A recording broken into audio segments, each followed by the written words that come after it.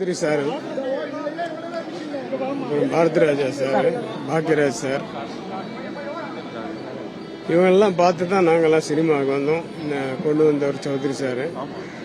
நான் அவர் வச்சு டைரக்ட் பண்ணல, ஒரே ஒரு படம் வந்து டைரக்ட் பண்ணுறதுக்கு ஒரு சான்ஸ் கிடைச்சிது. அதாவது சுயமரம்னு ஒரு படம், 24 மணி நேரத்தில் எடுக்க வேண்டிய ஒரு படம்.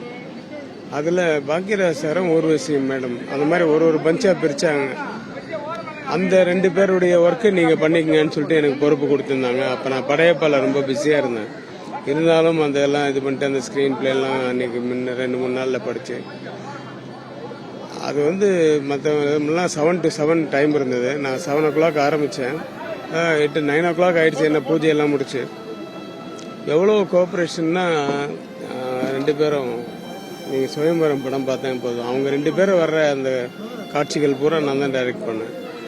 அந்த ஒரு நாள்லேயே அவருடைய சின்சியரிட்டி, அவருடைய அந்த பஞ்சஸ் போடுறது, நிறைய நம்ம அவரை பற்றி நிறைய பேர் பேசியிருக்காங்க, நிறைய பேர் பேசுவாங்க. எல்லாருக்குமே தெரியும் அவர் யார், உலக தமிழ் இனத்துக்கு யார் அப்படின்லாம் எல்லாம் தெரியும். எம்ஜிஆரோட வாரிசு.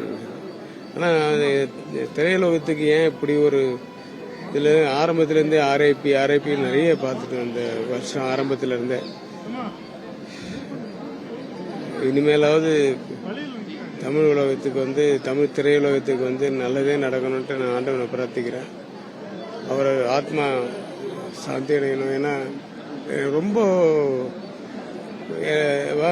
வாங்க ரவின்னு என்னமோ எனக்கு க்ளோஸ் ஃப்ரெண்டு மாதிரி தான் என்னை ட்ரீட் பண்ணுவார். எங்கே பார்த்தாலும் அது மாதிரி ஒரு டைப்பு. எப்போ சிகிச்சை முகம். நான் சின்ன வயசில் அன்னக்கிளி படம் பார்க்கும்போது பின்னாடி உட்காந்து படம் பார்த்துட்டு இருந்தார் ராஜகுமாரி தேட்டரில்.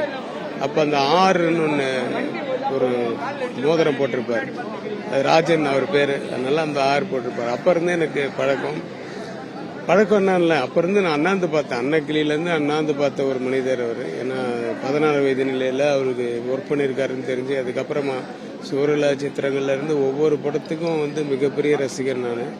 அதுக்கப்புறமா அவர் கூட பழகக்கூடிய அந்த காலம் கிடைச்சது இந்த படைப்பாளி சங்கத்தின் போது. பாரதிராஜா சார், பாலச்சந்திர சார், இவரு எல்லாருமே. ஸோ மறக்க முடியாது, என்றைக்குமே மறக்க முடியாது. எப்போ திருப்பினாலும் ஏதாவது ஒரு சேனலில் இவர் வருவார். இவருடைய வாய்ஸ் கேட்டுகிட்டே இருக்கும். அலாதியான ஒரு குரல், அது கேட்டுகிட்டே இருக்கும். அது மறையாது. நமக்கே இவ்வளோ ஷாக் இருக்குது. அந்த சாந்தனு அவங்க ஒய்ஃபுக்கு பூர்ணிமா மேடத்துக்கெல்லாம் அவங்க எல்லாருக்கும் வந்து என்னுடைய ஆழ்ந்த இரங்கலை தெரிவித்துக் கொள்கிறேன். ஒரு ஆத்மா சாந்தி அடைய கடவுளை பார்த்து.